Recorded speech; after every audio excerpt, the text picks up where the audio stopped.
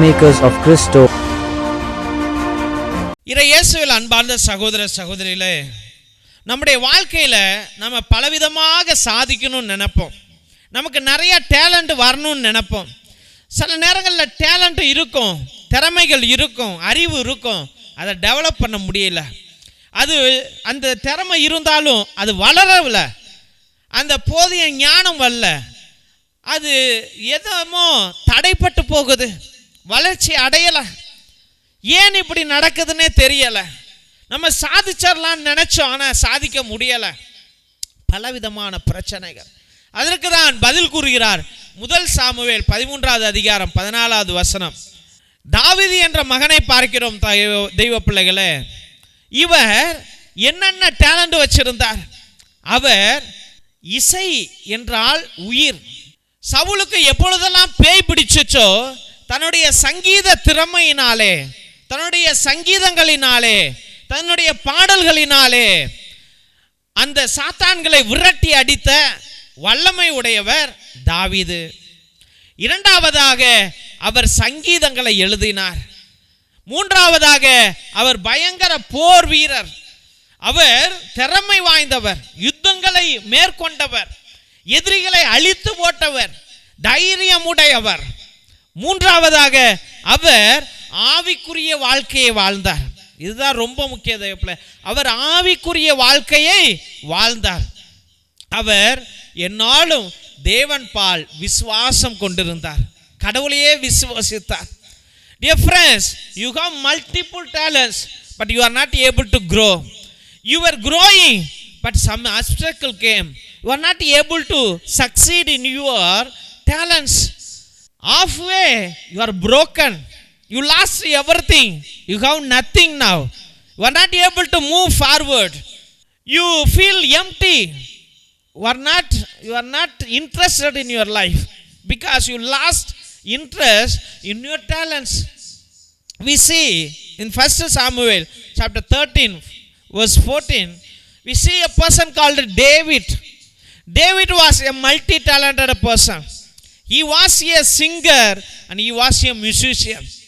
Whenever King Saul was affected by demons, he used to go, demonic spirit, he used to go and sing the Lord's song, and the Satan used to run away.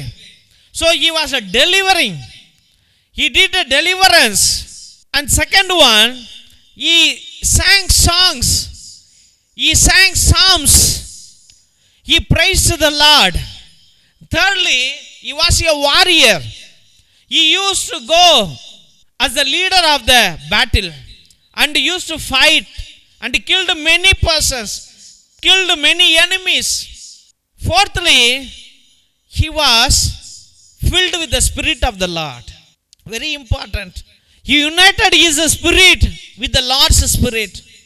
And he was filled with the Spirit of the Lord. He always praised the Lord. He always praised the Lord.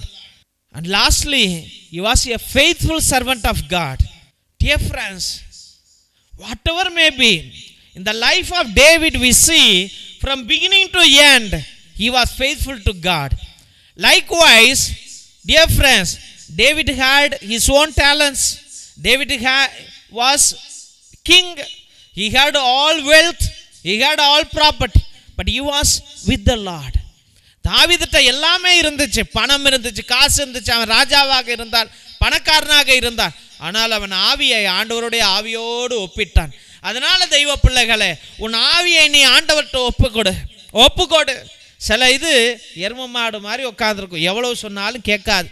புத்தி இல்லாமல் ஏதோ சாமியா சொல்கிறாரு நீ அப்படி நினைக்காத. அதுதான் சாத்தான். நீ தின்னு, நீ படு, நீ எது வேணாலும் செய், ஆனால் உனக்கு என்று ஒரு ஆத்மா இருக்கு, அதை யோசிச்சு பாரு. Think of your soul, think of your spirit. My dear children, think of the spirit. Some buffaloes are there, they won't understand what Father David is telling. Simply, I am not giving sermon here.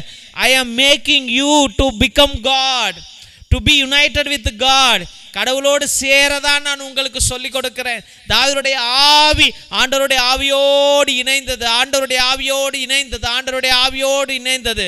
அவன் செழுமையானான். நீயும் செழுமை ஆக வேண்டும் என்றார். தெய்வ பிள்ளைகளே, உன் நோய்கள் தீரணும், உன் பிரச்சனைகள் தீரணும், நீ நல்ல உற்சாகமாக ஆண்டவருடைய ஆவியினால் எழுப்பப்பட்ட பிள்ளைகளாக இருக்க வேண்டும் என்றால் நீயும் தாவீதுவை போல ஆண்டவருடைய ஆவியோடு ஒன்றிணைந்து வாழ். Connect your spirit with the Lord's spirit. Fill the Lord's spirit with your spirit and fill your spirit with the Lord's spirit, and you will glory, you will bloom, you will grow, you will prosper, and you will win the world. You will win your life. நீ ஜெயிப்பாய், வாழ்க்கையை ஜெயிப்பாய், வெற்றியை காண்பாய். கவலைப்படாதே. ஆனால் தாவீதுவை போல உன் ஆத்மாவை ஆண்டவர்கிட்ட ஒப்பு கொடுத்துரு. God bless you. திருசிலுவை ஆசீர்வாதத்தை பெற்றுக்கொள்வோம். தந்தை ஆசீர்வாதத்தின் திருசிலுவை, திருசிலுவை உனக்கும் உன் குடும்பத்திற்கும் வெளிச்சமாய் இருக்கிறது. நரக சர்ப்பம் உனக்கு அதிபதியாக வேண்டாம். சாத்தானே அப்பாலே போ. அபத்தங்களை இப்பிள்ளைகளுக்கு போதிக்காதே. நீ கொடுப்பது தீது, நீயே அந்த நஞ்சை உட்கொள். நற்கருணை ஆசீர்வாதத்தை பெற்றுக்கொள்வோம். எல்லாம் அல்ல இறைவன் தந்தை, மகன், தூய ஆவியார் உங்கள் அனைவரையும் ஆசீர்வதித்து வழி நடத்தி காத்தருள்வாராக. ஆமென், ஆமென், ஆமென்.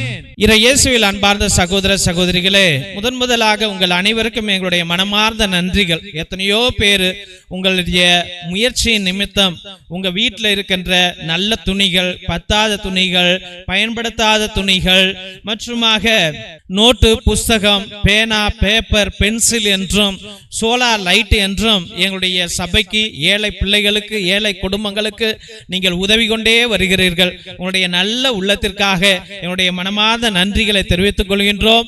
நீங்கள் கொடுத்த ஒவ்வொரு பொருளையும் எங்களுடைய பிஷப் தலைமையிலும் எங்களுடைய சபை தலைவர் தலைமையிலும் அது அனுதினமும் பகிர்ந்தளிக்கப்படுகிறது என்பதை அன்போடு தெரிவித்துக் கொள்கின்றோம். அதனுடைய போட்டோ தான் நீங்க எல்லாரும் இப்ப பார்த்துட்டு இருக்கிறீங்க.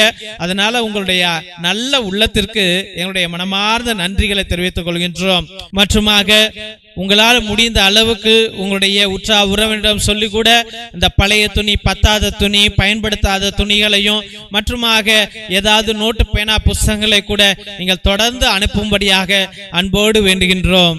மற்றுமாக தெய்வ பிள்ளைகளே, ஒவ்வொரு நாளும் மதியம் 3 மணியிலிருந்து 5 மணி வரைக்கும் ஃபாதர் டேவிட், அதாவது நான் உங்களுக்காக அனுதினமும் நேர்த்தி திருப்பலி, பரிகார திருப்பலியை அர்ப்பணித்துக் கொண்டிருக்கிறோம். கிரகோரியன் மாஸை அர்ப்பணித்துக் கொண்டிருக்கின்றோம். உங்களுடைய கருத்துக்கள் நிறைவேறாமல் இருந்தால் நேர்த்தி திருப்பலி அர்ப்பணிங்கள். 3 திருப்பலி, 5 திருப்பலி, 7 திருப்பலி, 9 திருப்பலி, 12 திருப்பலி, 21 திருப்பலி, 33 திருப்பலி என்று நீங்கள் அர்ப்பணிக்கலாம். மற்றுமாக ஆத்ம இளைப்பாறுதலுக்காக உங்கள் குடும்பத்தில் யாராவது மரித்திருந்தால் கிரகோரியன் மாஸை நீங்கள் அர்ப்பணிங்கள். எங்கள் சபையிலே குருக்கள் இருக்கிறார்கள். ஒருவேளை உங்களுக்கு அர்ப்பணிக்க வேண்டும் என்று நினைத்தால் 30 நாட்கள் உங்களுக்காக கிரகோரியன் மாஸ் ஒரே குருவானவர் ஜெபிப்பார், திருப்பலியை அர்ப்பணிப்பார். அதனால் நீங்கள் உங்களுடைய திருப்பலி கருத்துக்களை தயவு செய்து அனுப்பும்படியாக அன்போடு வேண்டுகின்றோம். மற்றுமாக மிரக்கல் ஆயில் எத்தனையோ நோய்களை, வலிகளை அகற்றுகின்றது. இது ஆஸ்மாவிற்கு, நெஞ்சு வலிக்கு, வயிற்று வலிக்கு, முழங்கால் வலிக்கு, தலைவலிக்கு அனைத்திற்கும் பயன்படும். இதையும் நீங்கள் வாங்கி பயன்படுத்தும்படியாக, எல்லா நோய்களையும் சுகமாக்கும் வல்லமையுடையது. இதை நீங்கள் வாங்கி பயன்படுத்தும்படியாக அன்போடு வேண்டுகின்றோம். ரத்தத்தின் விடுதலை ஜப புத்தகம் இது ஆதி காலத்தில் நம்முடைய மூதாதையர்கள் செபஸ்தியா தகடு, அந்தோனியா தகடு எழுதுவதற்காக பயன்படுத்திய கட்டு ஜபங்கள் உடையவை. இது எங்கேயும் கிடைக்காது. தெய்வ பிள்ளைகளே, இதையும் நீங்கள் வாங்கி பயன்படுத்துங்கள். செய்வினைகளை அகற்ற, கட்டுகளை உடைக்க, குடும்பம் வளர்ச்சி அடைவதற்கு, குடும்பம் சுகம் அடைய இதை நீங்கள் வாங்கி பயன்படுத்தும்படியாக அன்போடு வேண்டுகின்றோம். மற்றுமாக தெய்வ பிள்ளைகளே, ஒவ்வொரு நாளும் இந்த ஜப வழிபாட்டில் ஈடுபடுவதற்காக நன்றி. உங்களுடைய கருத்துக்களை அனுப்புவதற்காக நன்றி. இந்த சேனல் கடவுளுடைய சேனல். உங்களுக்காக ஒரே நேரத்தில் எல்லா ஜபங்களையும் அர்ப்பணித்து பெயர்களை சொல்லி சொல்லி அர்ப்பணிக்கின்றோம். தயவுசெய்து உங்களுடைய கருத்துக்களை அனுப்புங்கள். இந்த சேனலை சப்ஸ்கிரைப் பண்ணுங்க, இதை ஷேர் பண்ணுங்க, இதை வளர்த்து விடுங்க. இது கடவுளுடைய காரியம். இதை நீங்கள் வளர்க்கும்படியாக மற்றவர்களிடம் சொல்லி இந்த ஜபத்தில் பங்கு கொள்ள அவர்களை கேட்டுக்கொள்ளும்படியாக அன்போடு வேண்டுகிறோம். Praise the Lord. God bless you all.